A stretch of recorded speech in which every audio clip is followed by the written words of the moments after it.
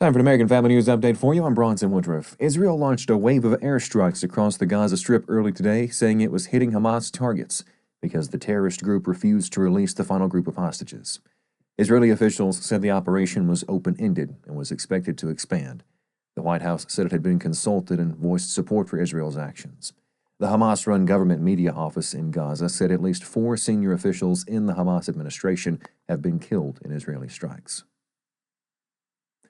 Homeland Security officials said that a doctor from Lebanon who was deported over the weekend, even though she has a U.S. visa, openly admitted to going to the funeral of a Hezbollah leader and also supporting him.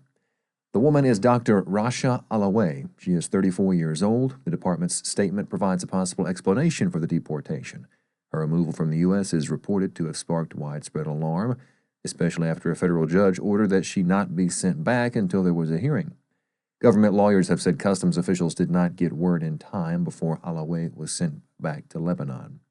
Homeland Security said in their statement, quote, "A visa is a privilege, not a right. Glorifying and supporting terrorists who kill Americans is grounds for visa issuance to be denied. This is common sense security," end quote. The White House says that President Trump and Russian President Vladimir Putin have begun a highly anticipated phone call. The U.S. administration is looking to persuade the Russian leader to sign off on a 30-day ceasefire proposal as a possible pathway to end the war. Today's call comes after Ukrainian officials agreed last week to the American proposal. Ukrainian President Vladimir Zelensky, however, says he is still skeptical that Putin is ready for peace as Russian forces continue to pound Ukraine. A federal judge on Monday questioned whether the Trump administration ignored his orders to turn around planes carrying deportees to El Salvador. District Judge James E. Boasberg, appointed by Barack Obama, was incredulous about many things, over the administration saying that his verbal directions did not count, that only his written order needed to be followed, and that it couldn't apply to flights that had left U.S. airspace, and that the administration could not answer his questions about the deportations due to national security issues. Boasberg said that the administration knew as the planes were leaving that he was about to decide whether to briefly halt deportations being made under a rarely used 18th century law that President Trump invoked about an hour earlier.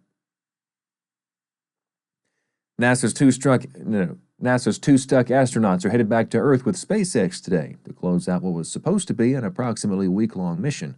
It's turned into a dramatic marathon of a mission that started with problems during a Boeing test flight more than 9 months ago. Butch Wilmore and Suni Williams are leaving the International Space Station on board a SpaceX capsule, along with 2 other astronauts. The capsule undocked in the early hours and aimed for a splashdown off the Florida coast by early this evening, weather permitting. That'll do it for this AFN News Update. You can find more on these stories, as well as more news from a Christian perspective on our website, afn.net. That is afn.net. Thank you for watching. I'm Bronson Woodruff.